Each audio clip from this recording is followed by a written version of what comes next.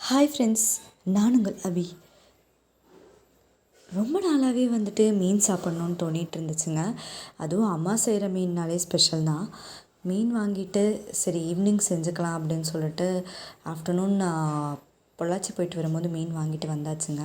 இதில் பார்த்தோம்னா மீன் குழம்புக்காக பச்சை வெங்காயம், கொஞ்சோண்டு தேங்காய், மல்லி, வரமிளகாய், ஜீரகம், குருமிளகு இது எல்லாம் சேர்த்து அரைச்சி வச்சுருக்கோம். இது எதுவுமே வறுக்க வேணாம். வறுக்காமல் அரைச்சோம்னா தான் நல்லாயிருக்கும் நமக்கு மீன் குழம்புக்கு. எப்போவுமே பச்சையாக அரைச்சி செய்யும்போது அதோடய வாசனையே தனியாக தான் இருக்கும்.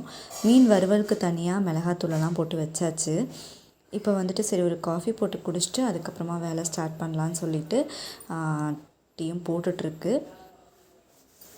இப்போ நமக்கு பேஸ்ட் ரெடி ஆகிடுச்சு. சின்ன வெங்காயத்தை ஃபஸ்ட்டே அரைச்சிட வேணாம், தோல் உரித்து இந்த மாதிரி எடுத்து வச்சுக்கோங்க. நம்ம இன்றைக்கி ஒரு நேரத்துக்கு அளவாக குழம்பு செய்கிறோம். ஸோ அதனால் கொஞ்சோண்டு சின்ன வெங்காயம் மட்டும் தோல் உரித்து எடுத்து வச்சுருக்கேன். தாளிக்கிறதுக்காக அதில் கொஞ்சோண்டு தனியாக கட் பண்ணி எடுத்துக்கோங்க. அதுக்கப்புறமா மீதி இருக்கிற வெங்காயத்தை அப்படியே நம்ம இதுக்கு முன்னாடி சேர்த்த மசாலா கூடவே வச்சு அரைச்சிடலாம். தேங்காய் அப்படிங்கிறது ஆப்ஷனல் தாங்க. ஒரு சிலர் தேங்காய் சேர்த்தும் செய்வாங்க, சேர்க்காமையும் செய்வாங்க. நான் இன்றைக்கி லைட்டாக மட்டும் தேங்காய் சேர்த்துருந்தேன். இது எல்லாம் சேர்த்து நல்லா அரைச்சாச்சு. இந்த மீன் குழம்புக்கு மசாலா செய்கிறது ரொம்பவே ஈஸி. வீட்டில் மண்பானை இருந்துச்சுன்னா அதில் கூட மண்பானையால் வச்சு மீன் குழம்பு செஞ்சு பாருங்கள். வேறு லெவல் டேஸ்ட்டாக இருக்கும். நமக்கு என்ன தான் நார்மல் செட்டில் செஞ்சாலும் மண்பானையில் செய்கிற மீன் குழம்போட டேஸ்ட்டே தனிதாங்க. ஒரு முறை ட்ரை பண்ணி பாருங்கள். நல்லெண்ணெய் இருந்துச்சுன்னா நல்லெண்ணெய் ஊற்றிக்கோங்க.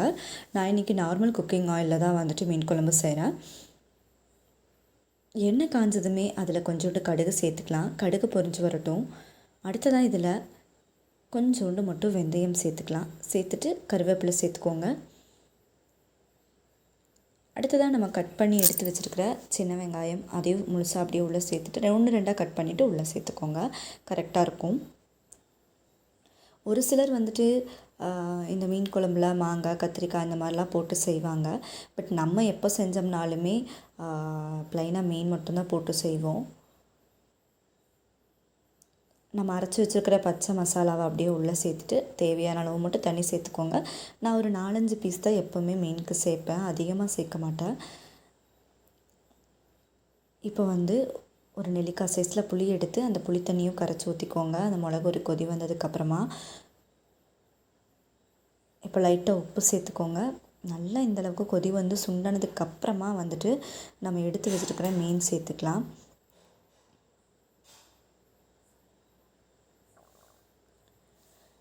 புளி தண்ணி கரெக்டாக பார்த்துட்டு உள்ளே சேர்த்துக்கோங்க. ஒரு சிலருக்கு புளி அதிகமாக வேணும், கம்மியாக வேணும். அதனால் பார்த்து முன்ன பின்னமாக சேர்த்துக்கோங்க. சேர்த்ததுக்கப்புறமா லைட்டாக கொஞ்சோண்டு வேணும்னா தண்ணி சேர்த்துட்டு இதை நல்லா கொதிக்க விட்டுருங்க.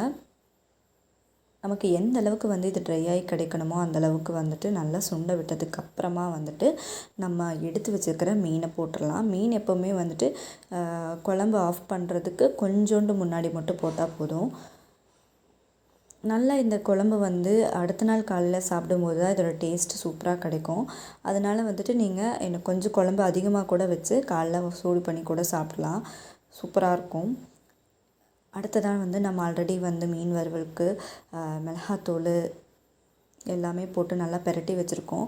இந்த வறுவல் ப்ரிப்பரேஷன் ஆல்ரெடி நம்ம சேனலில் அப்லோட் பண்ணியிருக்கோம். அதுக்கான லிங்க் கூட நான் டிஸ்கிரிப்ஷனில் கொடுத்துறேன், பார்த்து செஞ்சு பாருங்கள். சூப்பராகவே இருக்கும். எப்போவுமே அம்மா எனக்கு ரொம்ப ரொம்ப இது வரைக்கும் நான் சாப்பிட்டதுலேயே வச்சுட்டு அம்மா செய்கிற மீன் மாதிரி எங்கேயுமே கிடச்சதில்ல. அந்தளவுக்கு அம்மா சூப்பராக மீன் வறுவல் செய்வாங்க. அது எனக்கு டேஸ்ட்டு சாப்பிட்டு பழகினங்காட்டியும் என்னவோ அதுதான் ரொம்பவே பிடிக்கும். இதில் எதுவுமே போட்டிருக்க மாட்டாங்க. இஞ்சி பூண்டு கொஞ்சம் தட்டி போட்டுட்டு அதுக்கப்புறமா மிளகாத்தூள், வீட்டில் அரைச்சி மிளகாத்தூள் சேர்ப்பாங்க. கூடவே வேணால் லைட்டாக மஞ்சள் தூள், மல்லித்தூள் வேணால் சேர்த்துக்கலாம். சேர்த்துட்டு இதை அப்படியே பின்னாடி பெரட்டி போட்டு எடுத்து வச்சோம்னா போதும். ரொம்ப சூப்பரான மீன் வறுவல் ரெடி ஆயிரும். இப்போ ஓரியோ பார்த்துட்டோம் அப்படின்னா மீன் சுடுற வாசத்தை கண்டு வீட்டுக்குள்ளே வருது. வீட்டுக்குள்ளே பார்த்துட்டு இருந்துச்சு. இப்போ மீன் குழம்பு ரெடி ஆகிடுச்சு. நைட்டுக்கு பார்த்துட்டோம் அப்படின்னா இட்லி தோசை மாவு இருக்குது, தோசை ஊற்றிக்கலாம். எப்போயுமே நமக்கு இட்லி விட தோசை தாங்க பிடிக்கும். அதனால் தோசை ஊற்றிக்கலான்னு ஒரு பிளான் பண்ணியாச்சு. மீனும் ரெடி ஆகிடுச்சு. அப்படியே மீதி இருக்கிற மீனை வந்து வறுத்து எடுத்துட்டு குழம்பு பார்த்துட்டோம்னா ஆல்ரெடி நம்ம ரெடி பண்ணி வச்சுருக்கோம். அதையும் வந்து அப்படியே ஒரு குண்டால மாற்றிட்டு தோசை சுட ஆரம்பிச்சிடலாம் அப்படின்னு சொல்லிட்டு ஒரு சைடில் மீன், இன்னொரு சைடில் வந்து தோசைக்கல் வச்சுக்கலாம் அப்படின்ட்டு மாற்றிட்டுருக்கோம். எண்ணெய் பற்றலைன்னா நம்ம வந்து பொரிக்க அப்பப்போ ஊற்றிக்கலாம். ஒரு 1/2 அன் ஹவர் விட்டுட்டோம்னா கரெக்டாக இருக்குங்க. நல்லா மிளகாத்தூளெல்லாம் போட்டு வச்சுட்டு. உங்கள் வீட்லேயும் இந்த மாதிரி தான் மீன் வறுவல் செய்வீங்களா, மீன் குழம்பு செய்வீங்களா அப்படிங்கிறத மறக்காமல் ஷேர் பண்ணுங்கள். இப்போ நம்மளோட சூப்பரான மீன் குழம்பு கூடவே மீன் வறுவல், அதுக்கப்புறமா தோசை எல்லாமே ரெடியாக இருக்குது. அப்படியே ஒரு டேஸ்ட் பண்ணிட வேண்டியதான். சூப்பரான டின்னர் முடிச்சாச்சு.